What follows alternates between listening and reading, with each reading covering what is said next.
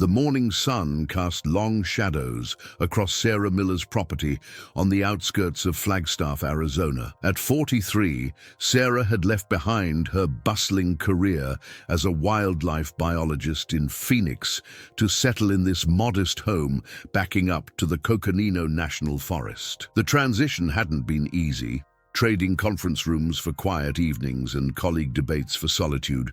But after her divorce 2 years ago, the mountains had called her home. "Come on, Scout, breakfast!" Sarah called out to her 8-month-old Australian Shepherd puppy, who came bounding around the corner of the house, his blue merle coat catching the early light. Scout had been an impulsive adoption from the local shelter 3 months ago, but he'd quickly become her anchor in this new life. Sarah's property sat in what locals called the transition zone, where suburban development gradually gave way to wilderness. Her nearest neighbor, Tom Reeves, lived a quarter-mile down the dirt road, a gruff but kind-hearted retired forest ranger who'd become something of a mentor to Sarah since her move. After breakfast, Sarah settled at her desk to continue work on her freelance environmental impact assessment. Scout sprawled at her feet, occasionally sighing dramatically when she didn't pay him enough attention. "Patience, buddy," she murmured, glancing at the clock. "We'll go out in an hour." As the morning progressed, Sarah found herself distracted by movement outside her window. Wildlife sightings weren't uncommon. Deer, rabbits, and coyotes regularly passed through, but something about this particular visitor made her reach for her binoculars. There, just at the tree line, was a bobcat, not particularly large but muscular and alert, its tufted ears swiveling to catch every sound. Sarah estimated it was about twice the size of a domestic cat, with the distinctive spotted coat and stubby tail that gave the species its name. "Well, hello there," she whispered, admiring the wild feline's grace as it moved through the underbrush. Scout, who had been dozing, suddenly perked up, nose twitching. Before Sarah could react, he was on his feet, barking excitedly and racing toward the back door, which she'd left cracked open for ventilation. "Scout, no!" Sarah called. But the puppy had already squeezed through the opening and was charging across the yard, seemingly oblivious to potential danger. Sarah's heart pounded as she grabbed her phone and ran after him. Bobcats weren't typically aggressive toward humans, but a dog could be seen as either prey or competition. Scout was still relatively small at 30 pounds, well within the capability of a determined bobcat to injure. When she reached the edge of the yard, Sarah stopped short. Scout had halted about 20 feet from the bobcat, his tail wagging uncertainly as he sniffed the air. The bobcat, surprisingly, hadn't fled or assumed a defensive posture. Instead, it watched the puppy with what Sarah could only describe as curiosity. "Scout," Sarah called softly, not wanting to startle either animal. "Come here, buddy." The puppy glanced back at her but made no move to return. The bobcat took a step forward, and Sarah tensed, ready to rush in despite the risk. But what happened next defied her expectations. The bobcat lowered its body slightly, not in a hunting crouch, but in what appeared to be a non-threatening posture. Scout, displaying more bravery than sense, bounded forward a few steps and gave a playful bark. Sarah held her breath. The distance between wild predator and domestic puppy had narrowed to just a few feet. She started recording on her phone, both as documentation and because she could hardly believe what she was seeing. "This is incredible," she whispered to herself, her biologist's mind racing. The bobcat's behavior was highly unusual. These solitary hunters typically avoided dogs completely. What happened in the next few minutes would change everything Sarah thought she knew about wildlife interactions and set in motion a chain of events that would ripple through her quiet mountain community. 3 days had passed since the first encounter between Scout and the bobcat, and Sarah had barely slept. After the initial interaction, which ended with the bobcat simply retreating into the forest while Scout trotted proudly back to Sarah, she'd spent hours reviewing the footage she'd captured and consulting her old research journals. Each morning and evening since, the bobcat had returned to the edge of the property. Sarah had taken to calling it Lynx, though it wasn't technically a lynx. She'd set up a wildlife camera to capture any interactions that might occur when she wasn't watching. "You're not going to believe this," she told Tom Reeves over coffee on her porch. The morning was crisp, with the scent of pine heavy in the air. I've got footage of the Bobcat actually grooming Scout yesterday, like cleaning his ears. Tom's weathered face creased with skepticism. Sarah, I've been in these woods 40 years. Bobcats don't make friends with dogs, period. Sarah passed him her tablet, cued to the video, then explained this. The footage clearly showed Scout lying on his side while the Bobcat cautiously approached, then began licking the puppy's ears and face. Scout remained perfectly still, seemingly enjoying the attention.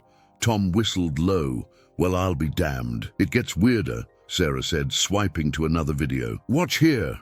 Scout follows the Bobcat to that fallen log, and the Bobcat shows him how to pounce on something, probably a mouse.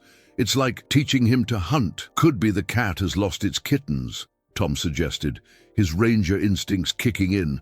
Might be transferring that parental behavior. Sarah nodded. That was my first thought too, but I checked the area.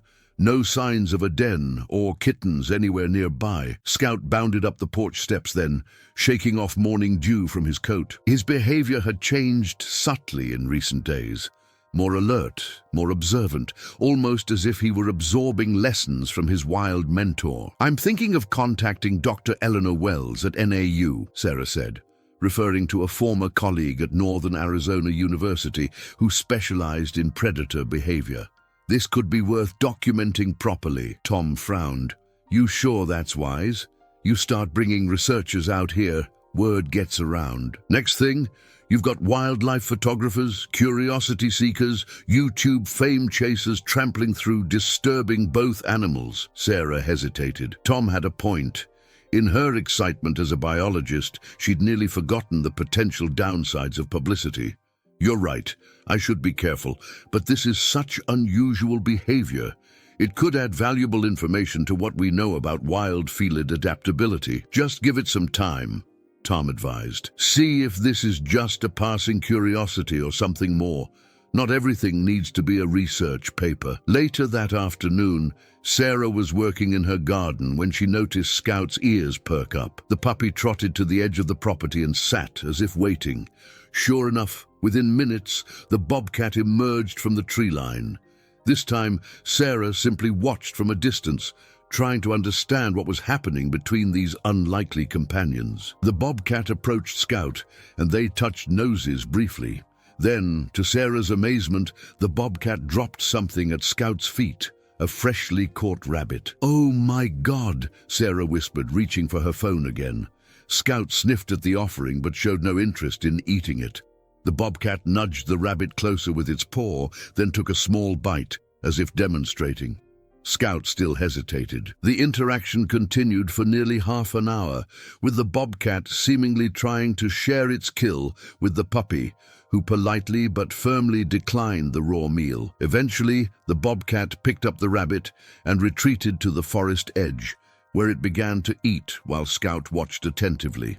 That evening, Sarah couldn't resist sharing one short clip on her rarely used social media account with a simple caption, "Wildlife never ceases to amaze me, Bobcat Whisperer." It was a decision she would soon come to regret. The video went viral overnight. Sarah woke to hundreds of notifications on her phone and several voicemails from local news outlets. By noon, 2 TV vans had found their way down her dirt road, and a small crowd of onlookers had gathered at the property line. "I told you so," Tom said grimly when he arrived to help manage the situation.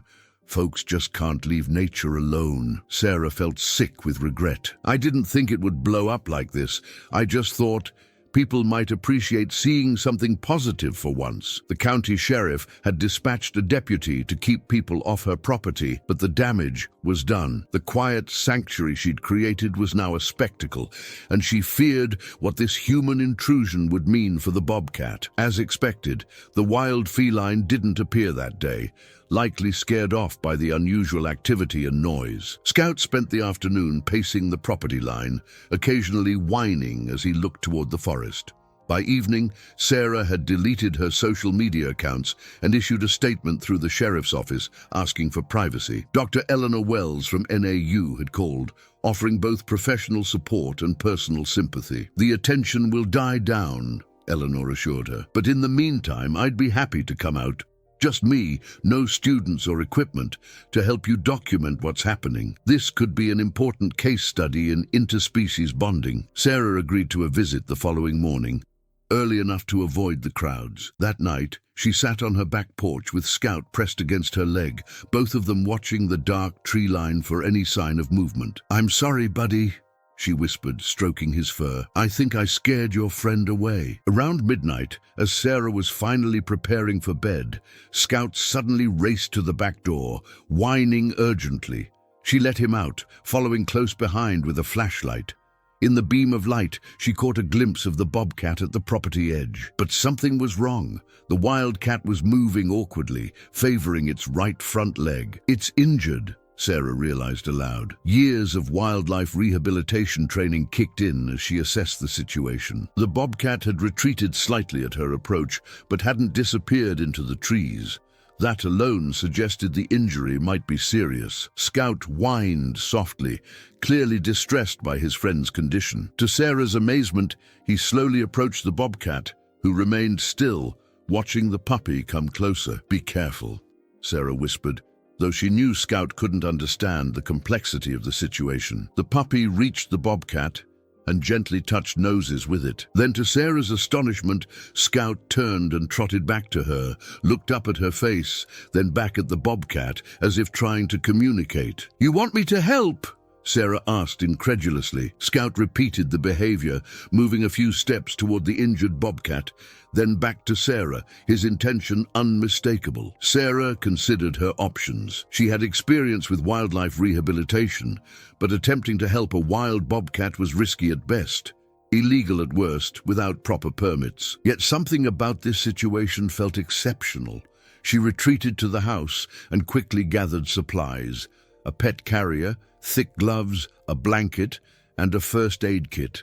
She also called Tom, who arrived within 20 minutes, bringing tranquilizer darts from his ranger days. "This is crazy," he muttered, as they cautiously approached the injured bobcat, who remained near the tree line, watching them with wary eyes. Scout led the way, occasionally looking back as if to ensure they were following. "Sometimes crazy is all we've got," Sarah replied. What happened next would be a testament to the unexpected bridge that had formed between domesticated and wild. With Scout's peculiar assistance, the puppy somehow keeping the bobcat calm with his presence, Sarah and Tom managed to sedate the injured animal and discover a deep puncture wound on its shoulder, likely from a fight with another predator. Dr. Wells arrived just as dawn was breaking, bringing her veterinary contacts.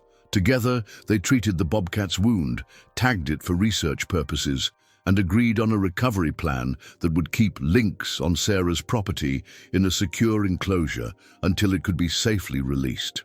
In the weeks that followed, as the media attention gradually subsided, Sarah gained emergency wildlife rehabilitation certification. The bobcat recovered steadily, with Scout as a constant companion, sitting for hours beside the enclosure. The unusual friendship between wild predator and domestic puppy continued to flourish under careful observation. Dr. Wells documented everything, creating a case study that would eventually challenge conventional understanding of interspecies relationships and adaptive behaviors in wild felids. For Sarah, the experience transformed her quiet retreat into something more meaningful. A place where boundaries between wild and tame blurred, where scientific observation met compassion, and where her own healing journey after divorce found unexpected purpose. When the day finally came to release the bobcat, Sarah and Scout watched together as Lynx paused at the forest edge, looked back once at the puppy who had somehow become friend rather than prey, then disappeared into the wilderness. Scout didn't whine or chase after the bobcat. Somehow, he seemed to understand the natural order of things, that his wild friend belonged to the forest. "You know," Tom said as they walked back to the house, "in 40 years of ranging, I've seen a lot of strange things in these woods, But I've never seen anything like this, Sarah smiled, her hand resting on Scout's head. Maybe we don't know as much about the natural world as we think we do, or about ourselves, Tom added quietly. That evening, as the sun set over the Coconino forest, Sarah sat on her porch with Scout beside her. In the distance, just at the edge of visibility, a familiar silhouette appeared briefly on a rocky outcrop. Tufted ears, muscular body, stubby tail, before melting back into the gathering darkness.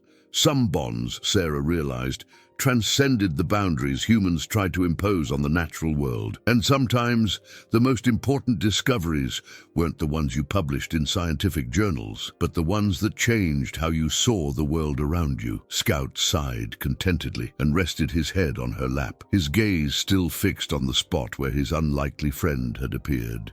Sarah stroked his fur gently, grateful for the reminder that life's most profound connections often came in the most unexpected forms.